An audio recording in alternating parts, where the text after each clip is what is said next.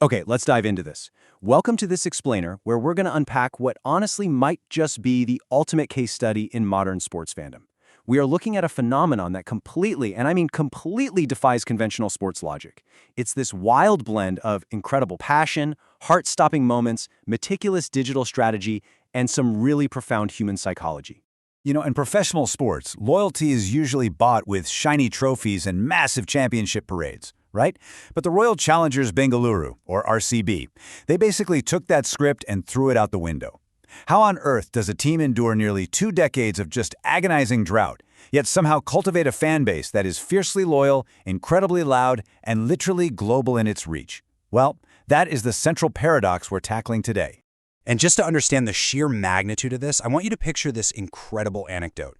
During a cricket event over in New York, while the stadium was literally still under construction, a white NYPD officer walks up to a photographer. Now, he wasn't asking about the rules of cricket or how the pitch was doing. He asked, "Where is Virat Kohli?" His kids had specifically told him to get a picture with the RCB star. I mean, that is the kind of global footprint we're talking about. It goes way, way beyond local geography. But the crazy part? This global adoration, it was forged in the fires of immense pain. Section 1, A History of Heartbreak. To truly grasp the depth of this loyalty, we really have to look at the history that tested these fans year after year. It's tough. This timeline honestly reads like a tragedy script. 2011, they get crushed in the final by the Chennai Super Kings. 2015, knocked out in the qualifier by Chennai again. But man, look at 2016.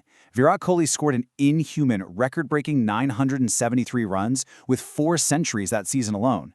They made it all the way to the final, only to fall short by an agonizing 8 runs against the Sunrisers Hyderabad. 8 runs! Then in 2020, they suffer a 5-game losing streak right at the tail end to crash out. In 2022, they fall at the second qualifier to the Rajasthan Royals. It was just this relentless, exhausting cycle of soaring hopes and crushing realities. But perhaps absolutely nothing symbolizes the historical agony of this fan base more than this one number, 49. In a 2017 match against the Kolkata Knight Riders, chasing what was honestly a very manageable 132, the star-studded RCB batting lineup just collapsed entirely. They were bowled out for just 49 runs. It remains a deeply haunting memory, the absolute lowest of lows. And yet, the fans never left. Let's move to Section 2, Engineering the Devotion, and see how this builds. Because surviving that kind of heartbreak, that requires way more than just blind hope. It requires a meticulously engineered ecosystem. This isn't just about the sport of cricket anymore, it's about brilliant digital strategy. We're looking at data here from an Amity University study that tracked 18 solid months of digital engagement for RCB. So this data actually shows us the real return on investment of a carefully curated digital ecosystem. The franchise basically realized, hey, we need to be a 365-day brand, not just a 2-month seasonal team. Now, what's really interesting about this slide is what the fans were actually consuming the most. On a 5-point scale measuring fan enthusiasm, stuff like pre-game teasers scored a massive 4.5, and players' personal stories hit a 4.2. Notice how those scores are significantly higher than direct merchandising or brand collaboration, which are both down at 3.6. So this dense academic data actually proves a super crucial point. Fans were buying into a narrative and an identity. The team was giving them a story to believe in, essentially treating the actual wins and losses on the pitch as just variables in a much larger, compelling drama. And look at how that translated to real engagement. Interaction within fan communities was driving the highest engagement at a 4.3. Offline engagement stood really strong at 3.5. But look at the actual purchase of merchandise. It drops all the way down to 2.2. The community itself actually became the product. The fans weren't just showing up to buy jerseys. They were showing up to interact with each other, completely united by this shared emotional roller coaster. To put that data into perspective in the real world, consider this behavior. It's been widely documented that outside the Kuban Park metro station in Bengaluru, literally days before a match, 3,000 to 4,000 fans would stand baking in the sun on a footpath. And why? Just to catch a fleeting split-second glimpse of the team bus driving by to practice. A bus with the curtains drawn. I mean, that is irrational, beautiful, manic devotion right there. Through this constant, non-stop stream of digital content, the memes, the player stories, the live updates, a 365-day engagement loop was born. The fans generated the hype, the team's media channels amplified that hype, and they constantly fed off each other. It transformed the fan base from being just mere spectators into super active participants in the franchise's overarching story. And the team absolutely recognized and reciprocated this intense tribal bond. Take the 2024 season, for example. After a totally miraculous comeback to secure a playoff spot against their bitter rivals, Chennai, at the M. Chinnaswamy Stadium, the team didn't just pack up and walk off the pitch. No. Led by Faf du Plessis and Virat Kohli, they took a special, deeply emotional lap of honor in the pouring rain. It was a profound thank you to a home crowd that simply, stubbornly, refused to give up on them. Section 3. The curse is broken. Because finally, after all the dense data, all the tears and all the agonizing near misses, the whole thing culminated in one defining, explosive moment. Salah Cup Namde. This year, the cup is ours. For years and years, it was this hopeful rally cry that kind of turned into a tragic meme. But in 2025, it actually became reality. RCB finally defeated the Punjab Kings by 6 runs in a fierce final to lift the trophy.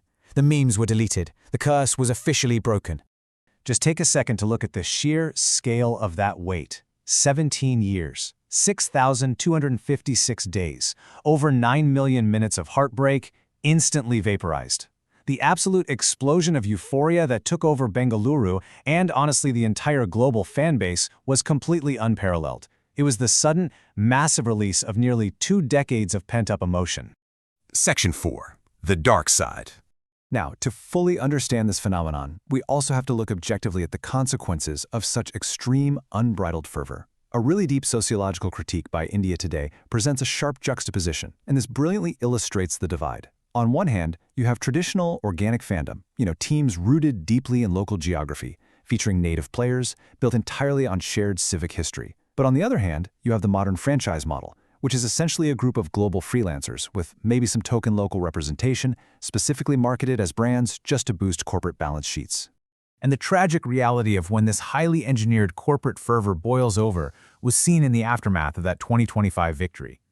During the celebrations in Bengaluru, inadequate crowd control combined with just an immense volume of manic frenzy resulted in a devastating stampede, which tragically claimed 11 lives. It's a very sobering reminder of what happens when human emotion is dialed up completely beyond the breaking point. The psychological drivers behind all this are absolutely fascinating but also potent. As the India Today piece analyzed, we humans have a deep innate craving for tribal affiliation. In large, rapidly moving cosmopolitan cities, there's often an underlying social anxiety. Add to that our natural tendency toward hero worship, where we're literally investing our own emotional well-being into the triumphs of icons like Virat Kohli. When corporate marketing exploits those primal forces, creating high-stakes narratives and artificial scarcity, the result is a fever pitch that very easily overrides rational behavior. The core of this psychology is perfectly captured in this quote, "In a fragmented world, such city-based franchises provide a new identity." So the crucial point is, for the thousands of migrants who move to a vast city like Bengaluru, leaving all their roots behind, a team like RCB isn't just playing cricket. They're offering an emotional anchor. They offer a manufactured homeland, a way to instantly belong to a massive, passionate tribe, even if the premise of that loyalty is entirely commercial. Which leaves us with a really profound question to reflect on as we wrap up this explainer. As we marvel at the incredible, unbroken spirit of the RCB fans and the masterful digital ecosystem that sustained them through 17 agonizing years, we really have to ask ourselves, in an age of corporate sports, where our deep-seated psychological need to belong is quite literally leveraged as a business model, what is the true cost of our own manufactured loyalties? It's definitely something for all of us to think about the next time we put on our favorite team's jersey. Thanks so much for joining me on this deep dive. Okay,